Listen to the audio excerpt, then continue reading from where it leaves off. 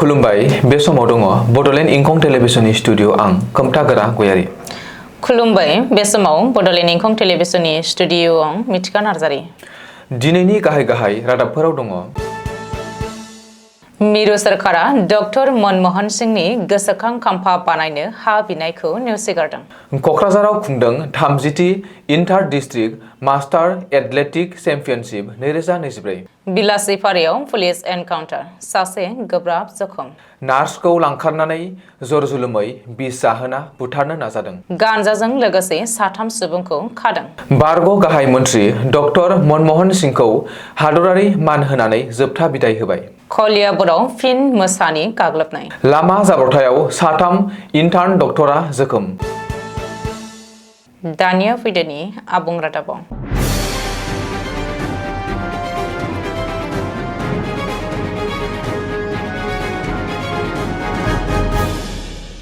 बारग' गाहाय मन्त्रि डक्टर मनमोहन सिंहखौ जोबथा बिदाय होनायनि सिगांनो बिथांनि गोसोखांथि खाम्फा बानायनायखौ लानानै दान्थे-बिदान्थे सोमजिदों। डक्टर मनमोहन सिंहनि गोसोखांथि खाम्फा बानायनो हा बिनायखौ नेवसिगारदों बिजेपि दैदेननाय मिरु सोरखारा। मख'नो गोनांदि 26 डिसेम्बरखालि रुंसारि जानाय बारग' गाहाय मन्त्रि डक्टर मनमोहन सिंहखौ आबुङै हादरारि मान होनानै दिनैसो जोबथा बिदाय होबाय। बेनि सिगांनो बिथांनि गोसोखांथि खाम्फा बानायनो थाखाय जायगा बिनानै कंग्रेसनि आफादगिरि मल्लिकार्जुन खड़गेआ गाहाय मन्त्रि नरेन्द्र मदिनो लाइजाम लिरहरदोंमोन। डक्टर मनमोहन सिंहनि नखरनि सोद्रोमाफोराबो खरलबसे हा दिहुनना होनो गाहाय मन्त्रिखौ खावलायहरदोंमोन। नाथाय बे खावलायहरनायखौ मिरु सोरखारा नेवसिगारदों आरो बारग' गाहाय मन्त्रि डक्टर सिंहनि गोसोखांथि खाम्फानि थाखाय हा होनो थियारि नङा होननानैबो अजद थिखांदों। ससियेल मिडिया पस्टनि गेजेरजों बे गोख्रों अजदखौ होदों बिजेपिनि गोलाव समनि मित्र दल शिर'मणि अकाली दलनि दैदेनगिरि सुखबीर सिंह बादलाया। बबेखानि बारग' गाहाय मन्त्रि डक्टर सिंहनि रुंसारि जानायाव बिजेपि सोरखारा 7 साननि थाखाय हादरारि दुखु फोसावनानै गासैबो हारिमुआरि हाबाफारिफोरखौ केन्सेल खालामनायनि गेजेरावनो बेबायदि गोख्रों अजद सिखांनाया सरासनस्रा रायजोफोरखौ सोमोनांहोदों आरो गोनो गोथो खालामदों।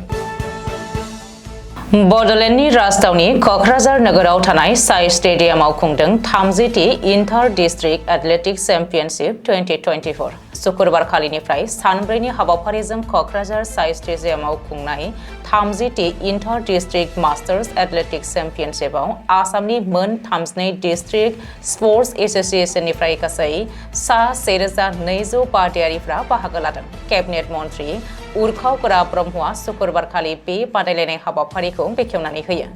मख'नो गोनांदि 90 बोसोर बैसोनि 5 बादायारि आरो 95 बोसोर बैसोनि सासे बादायारिया बाहागो लानानै कक्राझाराव खुंनाय 30थि inter district masters athletic championship 2024 खौ नोजोरथावनासिन आरो रायखांजाथावसिन खालामदों। बबेखानि रोंगौथि गोनां गेलेगिरिया जिउनि गासैबो जुजिनायफोरखौ फेजेनबाय। बे बादायलायनायनिफ्राय सायख'जानाय रोंगौथि गोनां गेलेगिरिफ्रा नेशनेल आरो इन्टारनेशनेल थाखोआव थांगोन होननानै बादायलायनायखौ बेखेवनाय मन्त्रि उरखावगोरा ब्रह्मआ बुंदों। बबेखानि बे गेलेमु बादायलायनाया कक्राझारजों लोगोसे गासै बिटिआर हालामावनो गेलेमु बिथिङाव मोनसे मोजां आबहावा सोरजिना होलांगोन होननानैबो मन्त्रि ब्रह्मआ मिजिंथिनायखौ फोरमायदों। बे हाबाफारियावनो बाहागो लानाय अल आसाम मास्टार्स एथलेटिक एसोसिएशननि आफादगिरि मागुराम बाग्लारिया बाहागो लानानै बुंदों दि गेलेनाया बोराय बुरै समावबो देहाखौ गोख्रोङै लाखियो आरो गेलेमुआ थुलुंगानि मोनसे बिजों। रायजोआव फिन पुलिसनि गुलिनि सोदोब रिंखांदों। धुबरी जिल्लानि बिलासिपारायाव पुलिसआ सासे दुथांखौ एनकाउन्टार खालामदों। बे जाथायाव रनिगन्ज बाजाराव गुलि गावग्लुंनाय जाथायनि मास्टारमाइन्ड नुर आलमआ गोब्राब जखम जादों। सुलुङाव फोरमायथिनाय बादिब्ला थांनाय 26 नभेम्बरखालि मोनाबिलियाव हाथियार लानाय 3 दुथाङा रानीगन्ज बाजाराव थानाय SBI कास्टमार सेन्टाराव गुलि गावग्लुंनानै लुथिनो नाजादोंमोन आरो 3 सुबुं जखम खालामदोंमोन। बे जाथायनि सायाव नायबिजिरनानै नुर आलम मुंनि मास्टारमाइन्डखौ पुलिसआ हमदोंमोन। बै नुर आलमखौ पुलिसआ दिनै एनकाउन्टार खालामदों।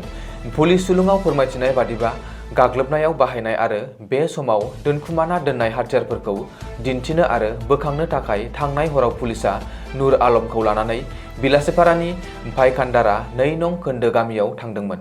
नाथाय पुलिसनि गारियाव जिरायनाय नुर आलमा हर गेजेर आरो रोजा खुवानि खाबु लानानै पुलिसनि हाथियार सिखना खारखुमालांनो नाजायो। जाउनाव पुलिसा गुलि गावनो गोनां जायो। बे जाथायाव नुर आलमनि आगदा आथिङाव गुलि नांनानै गोब्राब जखम जायो। बबेखानि नुर आलमखौ गिबियाव बिलासिपारा मडेल हस्पिटालाव एडमिट खालामनाय जादोंमोन। नाथाय उननि समाव गोजौ फाहामथायनि थाखाय धुबरी मेडिकेल कलेज हस्पिटालाव दैथायहरनाय जायो। नगाव जिल्लानि बटद्रवा ओनसोलाव मोनसे गिखांनाय जाथाय, जेराव मोनसे कलेजनि साथाम लोगोफोरा जयैनो गावसोरनि सासे हिनजावसा लोगोखौ लांखारनानै जोर जोलुमै बिस जाहोनानै गोब्राब हालोदाव लामा सेराव गारना दोनलांनाय जाथाया सोराङाव फैदों। बिस दौजानानै जोखोम जानाय सुबुंखौ आखिमा खातुन होननानै सिनायथिनाय जादों आरो बिखौ बटद्रवानि साखाथियाव थानाय राजा लामानिफ्राय पुलिसफोरा गोब्राब हालोदाव बोखांनो मोन्दोंमोन। सुलुङाव फोरमायथिनाय बायदिब्ला 23 दिसेम्बर खालि नगावनि मोनसे प्राइभेट क्लिनिकआव खामानि मावग्रा आखिमा खातुनखौ साथाम हिनजावसाफोरा जर जोलोमै लांनाय जाथायखौ सीसीटीवी फुटेजनिफ्राय मिथिनो मोननाय जादों। बबेखानि 2 घन्टासो समनि उनाव आखिमा खातुनखौ भमरागुरि बटद्रवानि साखाथियाव गोब्राब हालोदाव मोनो। आखिमाया फोरमायथिनाय बायदिब्ला बिलाल खान मुंनि सासे सुबुंनि जुनैनो साथाम हिनजावसाया बे मुगैथाव खामानिखौ मावनानै सनाय काटनि मोनसे हटेलाव हिनजावसाखौ लानानै थांनानै जोर जोलोमै बिस दौनानै हुस गैयै खालामदोंमोन। पुलिसा संदाननायनि गेजेरजों हिनजावसाखौ जिनाहारि खालामना बुथारनो नाजादोंमोन होननानै फोरमायदों। दासान्दि गोब्राब जोखोम जानाय आखिमाखौ नगाव मेट्र' हस्पिटालनि आइसिइउआव फाहामथाय होगासिनो दङ। बे दुखुनांथाव जाथायनि बागै नखरनि सुबुंफ्रा गोख्रों आयेननि दाबि दिखांनायजों लोगोसेनो शुक्रबारखालि नगाव एसपिनो कमप्लेन गथायो। बबेखानि पुलिसा स्टेटमेन्ट मोनखांनायनि उनावबो दासिमबो गुबै दायनिगिरिखौ खानो थिरांथा लानाय जायैखौ मिथिनो हादों। गुवाहाटी पुलिसा मोनसे गोख्रों अपारेशन खालामनायनि गेजेरजों शुक्रबारखालि गोबां बिबांनि गान्जाजों लोगोसे साथाम सुबुंखौ खादों। उदालगुरिनिफ्राय भान्डु ओनसोलाव थाफैनाय गंसे न'नि सुबुंनिफ्राय खौरां मोननायनि उनाव आजारानि एसिपि आरो एसआइ मृदुल रुदुपालजों दैदेनजानाय मोनसे पुलिस हानजाया सर्च संदाननायनि गेजेरजों सितला मन्दिरनि साखाथियाव थानाय गलपाक ओनसोलनि गंसे भारा न'आव गोख्रोङै सिग्रोमनाय जादोंमोन। जाहोनाव पुलिसा साथाम ड्राग्स फालांगिरिखौ खानो मोननाय जायो। बेनि अनगायैबो 23.142 किल'ग्राम गान्जानि पेकेटफोरखौ जब्द खालामो। पुलिसा खानाय साथाम दायनिगिरिखौ सतु महाद, रोदोमस्रा ब्रह्म 20 बोसोर आरो रंजालि बसुमतारी 45 बोसोर होननानै सिनायथिनाय जादों। दासान्दि बे जाथायनि बागै पुलिसा गोख्रोङै नायबिजिरनायबो जाबाय। पन्चभूत एबा मोनबा गुदिजों गोरोबलांबाय बारग' गाहाय मन्थ्रि डक्टर मनमोहन सिंहआ। डक्टर मनमोहन सिंहखौ दिनै दिल्लीनि मोनसे गोथैसालियाव हादरारि मान होनानै जोबथा बिदाय होबाय। बारग' गाहाय मन्थ्रि डक्टर मनमोहन सिंहआ थांनाय 26 दिसेम्बर खालि हराव दिल्लीनि एम्सआव जोबथा हां लादोंमोन। बारग' गाहाय मन्थ्रिखौ जोबथा बिदाय होनाय हाबाफारियाव हादरगिरि द्रौपदी मुर्मु, गाहाय मन्थ्रि नरेन्द्र मदिया बाहागो लादोंमोन। मख'नो गोनांदि भारत हादरनि रांखान्थियारि थासारियाव सुद्रायनाय लाबोनाय डक्टर मनमोहन सिंहआ 2004 मायथाइनिफ्राय 2014 मायथाइसिम इउपिए सोरखारनि समाव मोननै मावसोमनि थाखाय हादरनि गाहाय मन्थ्रि महरै बिबान रुजुनदोंमोन आरो हादरखौ दैदेनदोंमोन।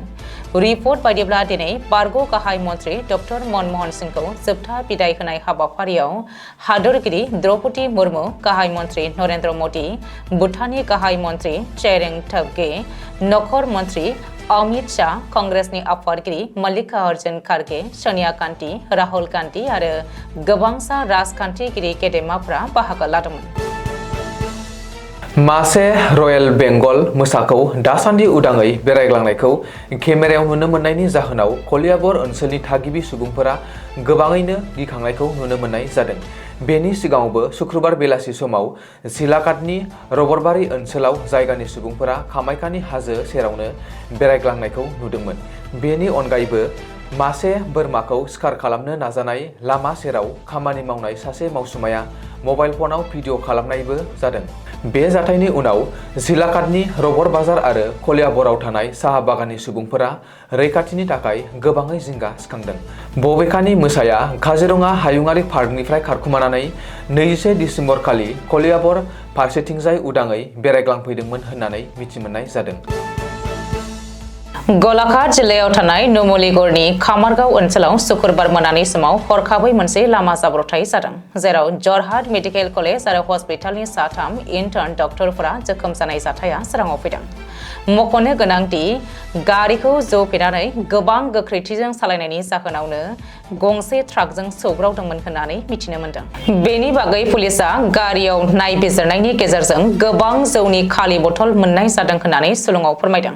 जाब्रबथायाव जोखोम जानाय हिन्जावसाफोरखौ पुलिस आरो जायगानिनो थागिबि सुबुंफ्रा गोख्रैनो रैखा खालामो आरो फाहामथाय होनो थाखाय गोख्रैयैनो देरगाव गलाघाट हस्पिटालाव थिसननाय जायो। दिनैनि रादाबा एसेनोसै। गोजोन्थों। गोजोन्थों।